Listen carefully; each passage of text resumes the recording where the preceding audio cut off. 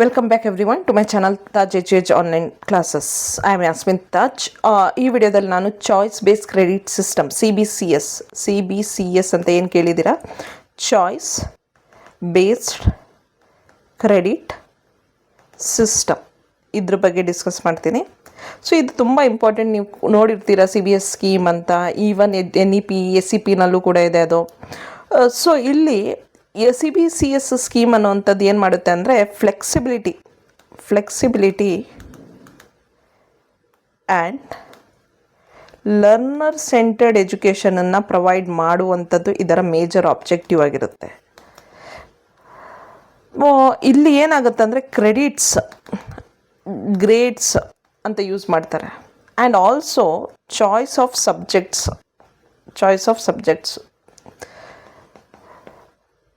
Student can choose core subjects, electives and skill-based courses. ಹೌದಾ? Skill-based courses.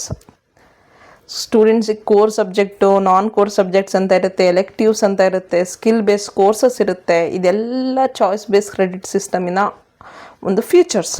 ಇದೆಲ್ಲ ಏನಕ್ಕೆ ಅಂದರೆ ಮಕ್ಕಳು ಒಂದನ್ನೇ ಕಲಿಬಾರ್ದು, ಮಲ್ಟಿ ಡಿಸಿಪ್ಲಿನರಿ ಲರ್ನಿಂಗ್ ಇರಬೇಕು ಅಂತ.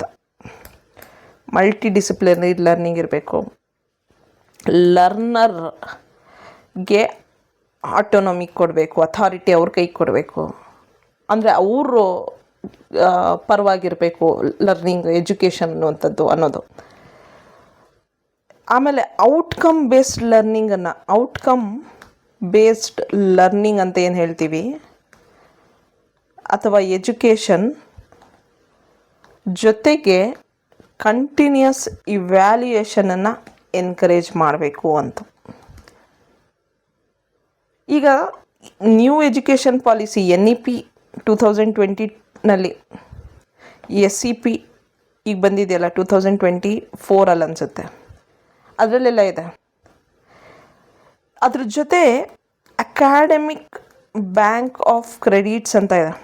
ಅಕಾಡೆಮಿಕ್ ಬ್ಯಾಂಕ್ ಆಫ್ ಕ್ರೆಡಿಟ್ಸ್ ಏನಿದು? ಅಕಾಡೆಮಿಕ್ ಬ್ಯಾಂಕ್ ಆಫ್ ಕ್ರೆಡಿಟ್ಸ್ ನೋಡಿ, ನೀವು ಡಿಜಿಲಾಕರ್ ಯೂಸ್ ಮಾಡ್ತೀರಲ್ಲ, ಡಿಜಿಲಾಕರ್ ಅಪ್ಲಿಕೇಶನ್ ಯೂಸ್ ಮಾಡಬೇಕು.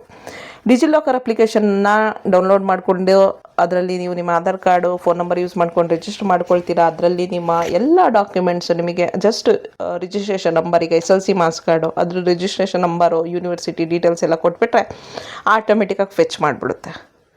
ಅಲ್ಲಿ ಕಾಣಿಸೋಕ್ಕೆ ಸ್ಟಾರ್ಟ್ ಆಗುತ್ತೆ. ಅಂದರೆ ಒರಿಜಿನಲ್ ನಮಗೆ ಹೆಂಗೆ ಕಲರ್ಫುಲ್ಲಾಗಿ ಪ್ರಿಂಟೆಡ್ ಆಗಿ ಬರುತ್ತೋ ಹಂಗಿರಲ್ಲ ಅಲ್ಲಿ, ಬಟ್ ಅದು that is a valid document ಡಿಜಿಲಾಕರಲ್ಲಿರೋದು. ಓಕೆ, ಡಿಜಿಲಾಕರ್ ಬಗ್ಗೆ ನಾಲೆಜ್ ಇರಬೇಕು. ಆ ರೀತಿ ಈಗ ಆಧಾರ್ ಕಾರ್ಡು ಎಲ್ಲ document, PAN card, driving licence, ಎಲ್ಲ ಪಾಸ್ಪೋರ್ಟು ಎಲ್ಲ ಅವೈಲೇಬಲ್ ಇರುತ್ತೆ ಡಿಜಿಲಾಕರಲ್ಲಿ. ಡಿಜಿಲಾಕರ್ ಯೂಸ್ ಮಾಡಿಕೊಂಡು ನೀವು academic bank of credits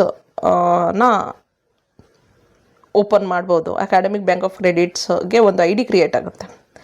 academic bank of credit ಅಂದರೆ ಈಗ ನೋಡಿ, ನಮಗೆ ಹೆಂಗೆ ಬ್ಯಾಂಕ್ ಅಕೌಂಟ್ ನಂಬರ್ ಇರುತ್ತೋ ಆ ರೀತಿ ಒಂದು account number ABC academic bank of credit ಅಂತ ಒಂದು ನಂಬರ್ ಇರುತ್ತೆ.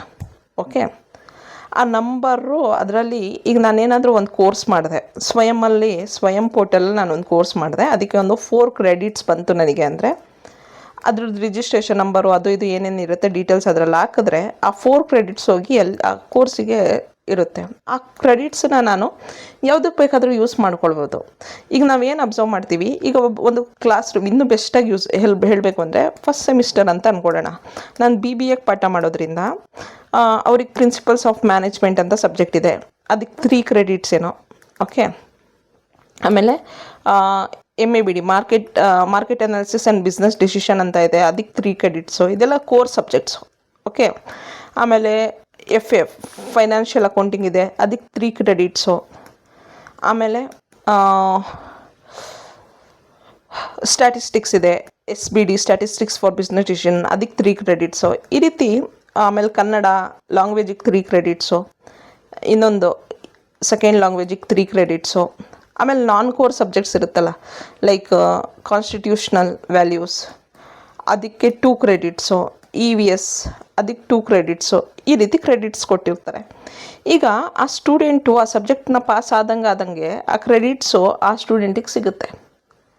ಈಗ ಫಾರ್ ಎಕ್ಸಾಂಪಲ್ ಅಂದ್ಕೊಳ್ಳಿ, ನಾನು ಓದ್ತಾ ಇದ್ದೀನಿ ಫಸ್ಟ್ ಸೆಮಿಸ್ಟರ್ ಎಸ್ ಬಿ ಡಿನಲ್ಲಿ ಫೇಲ್ ಆಗೋದೆ.